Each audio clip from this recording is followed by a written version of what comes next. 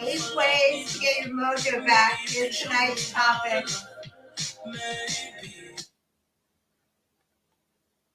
Can you guys believe we have 3 months left through the rest of 2021? I'm Lisa G in Santa Monica. Let me know where you're tuning in from. We'll get started with tonight's content right away. 8 ways to get your mojo back. Thanks for coming, everyone. Since we only have 3 months left in 2021 and we've all been through the pandemic, this video is about how to get your mojo back. You need mojo to crush your goals and rule the world.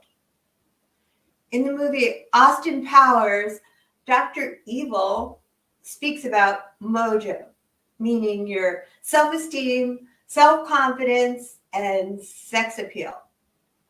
I'm Lisa G. Tonight's video is all about getting your mojo back. I'm here in Santa Monica. Let me know where you're tuning in from. And let's jump right in with 8 ways guaranteed to get your mojo back.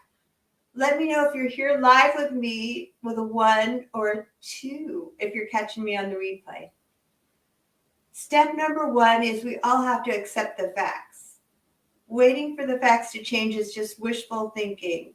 We've all suffered setbacks. If there's something in your life you don't like, decide to try and fix it or move on. If your mojo is down due to a failed relationship, forgive and forget. You can't undo it. Don't focus on the negative. It's a surefire way to kill mojo. You're going to be fine, even if it doesn't feel that way right now. Step 2, focus on what brings you joy. Engage in activities you enjoy and decide what depletes you from what replenishes you. For me, I love shopping, work, travel, relationships. What is it for you? Remember to keep your eye on how much sleep you're getting for optimal mojo and notice what stresses you out. Assess the situations you can change from the ones you can't and start tackling the areas where you can make changes. When you focus on what brings you joy, the mojo you feel will radiate outward. And step number 3, don't beat yourself up. Say something positive to yourself to take your mistakes in stride. Remember, when it comes to your dreams, you might falter, but the only way to fail is to abandon them. Step number 4, let's get physical. Engaging in physical activity you enjoy is mojo enhancing. Go for a bike ride, play tennis or pickleball. Going for a long hike always brings my mojo back. Just like water that doesn't circulate, you can become stagnant from lack of movement. If you feel sluggish and depleted with no mojo, get moving. And step 5 is show gratitude. Be grateful for what you have instead of focusing on what you lack. Counting your blessings is mojo enhancing, while thinking of what you don't have is mojo depleting. And step 6 is find a mojo master, someone who exudes lots of self-confidence and model their behavior. Step 7 is to help someone. There's no better way than to help someone else to raise your mojo and be of service to others. And finally, step number 8 is be a rainmaker and keep dancing.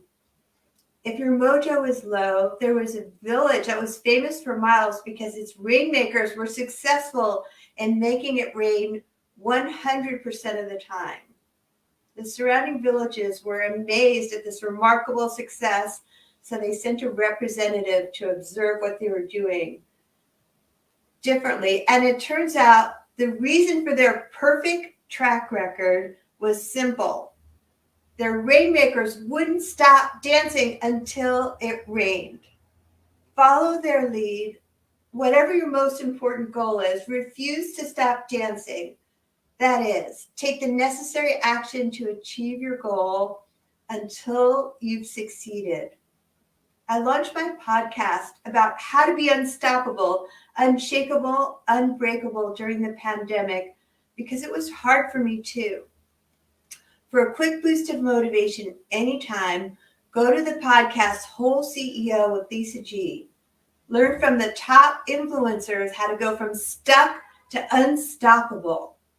Don't forget to subscribe and leave a review. I'll be launching a very special 100th podcast episode series soon, and you won't want to miss it. I'm Lisa G, reminding you that your health is your wealth. Thanks for coming, and I'll see you soon.